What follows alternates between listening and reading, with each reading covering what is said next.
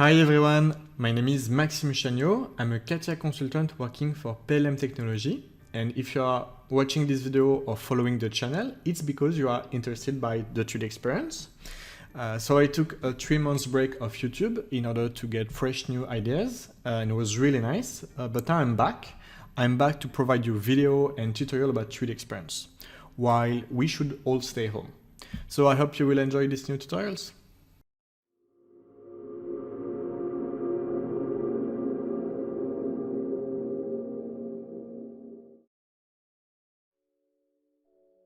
Okay, so today I will perform a live demonstration of the 3DExperience release R20x on cloud.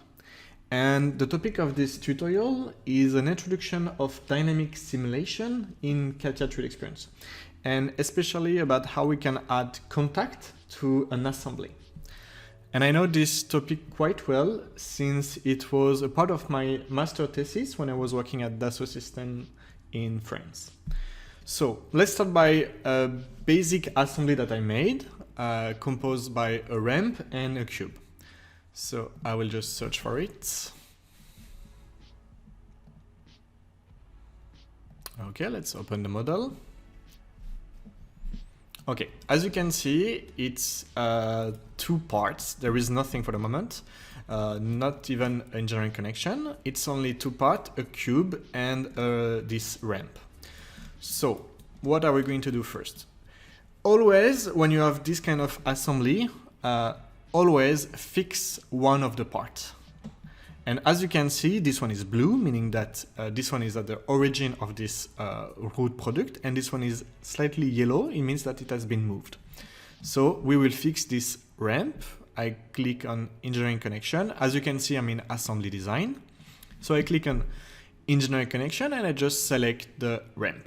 And I click on OK.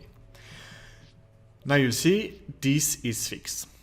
And I'm going to stop here because if I add another engineering connection of this one and that, of course I will have a planar that is pretty good, but what will happen here?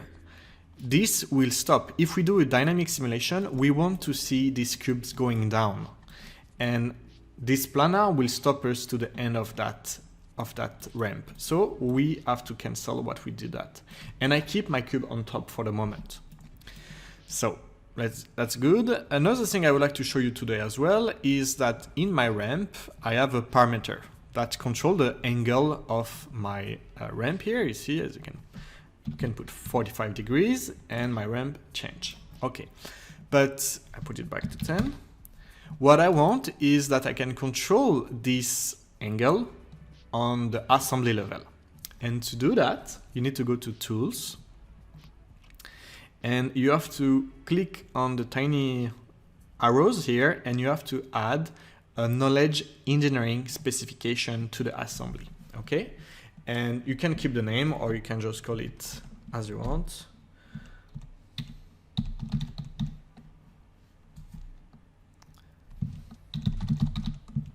Okay, great. I add that, and inside I have nothing, but I will add a formula or a parameter, and it should be an angle. So add a new type. This one I will control angle, 0 degree for the moment. It's not the problem. And what you can do now is go down to the part level of this ramp. Okay. And we will now add a formula to that. Edit formula, and it's going to be this one. Yes, you want to keep the link with this object. You click on OK. And of course, it's 0 degrees, so my part is not activated because there is a fillet, and the fillet will not be created. But there's no problem. I can go back to the assembly, and I can put 10 degrees again, update, and now it's back again. So basically what we have done here is we have created a parameter on the root assembly that will control my part. Okay, what are the next steps now? We have to make a contact with that cube and this ramp. So I said before that we should not create an engineering connection between the cube and the ramp. But what we can use is snap. And what snap will do is just select this face and just say that you want them to be connected, but there will be no engineering connection. It's just an easy way to just take a part and put it somewhere. So I've creating this connection, this part now connected, okay? And what we can do now is create a mechanism. So I will switch to mechanism system. So you see, you can just search also mech. We have mechanism system design and mechanical system experience. We will use this one after. For the moment, I go here. Okay, you see, and I will create my contact. And in my contact, there is two groups. There is two parts, so it's quite easy. You select click on plus, you select this ramp, okay, that's the group number one, and click on this one, that's the sliding cube. Okay, so this is what we have. We have a contact between these two elements. And here you have two things you have to understand. We have restitution collision model. This will be if the cube is falling on the ramp and is bounding, so like rebound like that. So this one we will not take care in this video, we'll take care in another part later. What we want to look at is the friction properties. So you have to go to surface contact model, okay? We will not look at all these parameters, there is actually a lot. The only thing I want to look at is this friction coefficient. And of course, the friction coefficient is always between two elements. So if you want to know more about that, you can just go, I did a quick Wikipedia on friction elements, friction coefficient, sorry. Okay, and here you have a list of different friction. Of course, you have to know that 0 is extremely slippery, for example, and more than 1 is more something like very sticky. So we will play a bit with that today. Okay, so for the moment, I will put that to 1, meaning that it should be quite sticky between the cube and the ramp. Click on OK. We have created the contact. It's directly inserted into the engineering connection. Okay, and now we can create our mechanism. We can call it sliding cube. Click on enter. I have created my mechanism.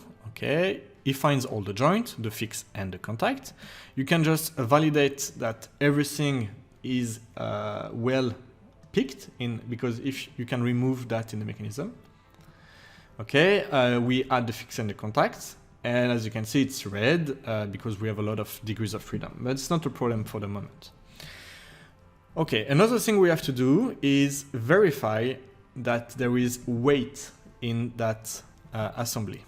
So you don't need to add material and verify the weight. We just want to just make sure that at least there is a weight. You have two ways of doing it. You can either declare the weight, okay? You can put, like here it's quite heavy, for example, but we can keep it that way. Or you can just compute, and compute will use, I think, the density of steel for this material. So it's incomplete, but actually it's more or less good. It's green because it should be green if you had the material, but you don't have material, so it's orange. But here, at least it's not red. Red is missing, it will not work. So we need this to be at least blue, green, or orange. Okay, so it's computed for the moment. So we're sure we have weight. And what we can do now is go to the dynamic simulation part. We will go to, we can just do a small update, everything is green. Okay, and we will now switch to mechanical system experience, where here I will create a simulation object. And I don't want a kinematic scenario because this is a dynamic scenario. Click on OK. So we will call it sliding cube simulation. And this will be the parent of this product. Okay, so when you do a search, you will always see this on top of this product here. Okay, what do we have here? We need to add a dynamic scenario. You have kinematic scenario and dynamic scenario. And this is basically a weight, so we need dynamic. Okay, I click on dynamic scenario, but as you can see, there is no excitation, so that's a problem. We have to add a gravity excitation. You can also add engine, velocity low excitation, but for the moment we don't have any motor or engine. So I just select gravity excitation. And as you can see in my model, that's the z-axis that is vertical, so that's good. And as you can see here, the gravity is in that direction. So I click on OK. Now I have excitation on my scenario here, and I can just do the dynamic scenario here. And this time I have the gravity. So I just move it from available to referenced. Great. And in the parameters now, I will just put that a bit lower because 10 seconds might be a bit too long. So I just put 1 second and this will calculate. So you have also different type of solver. I'm not an expert on that part, unfortunately. If this one is not working, what I did is just move to the different solver. I think it's depending of the type of dynamic scenario you are doing. So let's keep this one for the moment and let's see if it works. Okay. We have the weight, we have the gravity, and we have the contact. So this should work. I click on compute.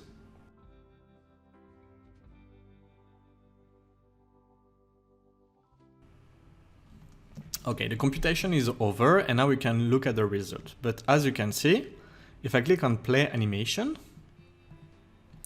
click on play here, there is nothing happening. And the reason why is because our friction coefficient is too high for this angle. So let's modify that a bit. How to do this? We can go back to the assembly there. Okay. And we can change our angle. Let's put 30 degrees.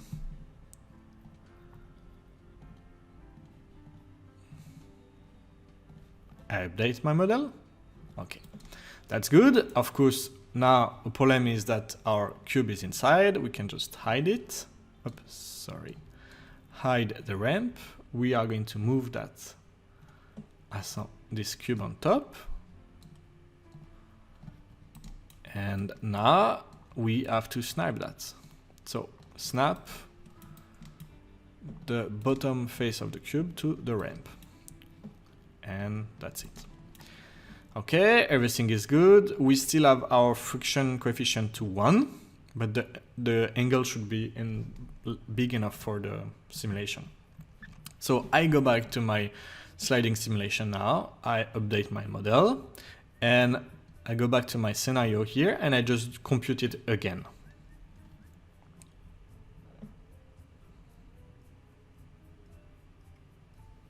Okay, in that case, the angle is not big enough. So there's no problem for that. You can see, if I play the simulation, nothing is happening. So we can just change that again. And we put in the contact this time. Oh, not this one.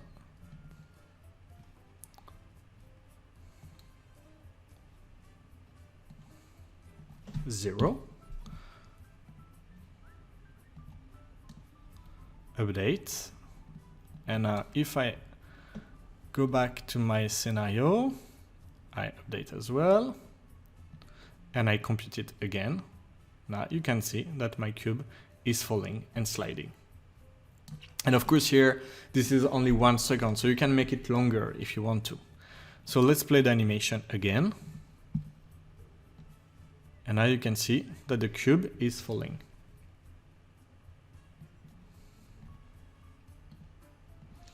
Okay, so that was the first part of the introduction of dynamic simulation. I will show you how we can do a group of contacts in the next video, and how we can also play with this restitution coefficient as well.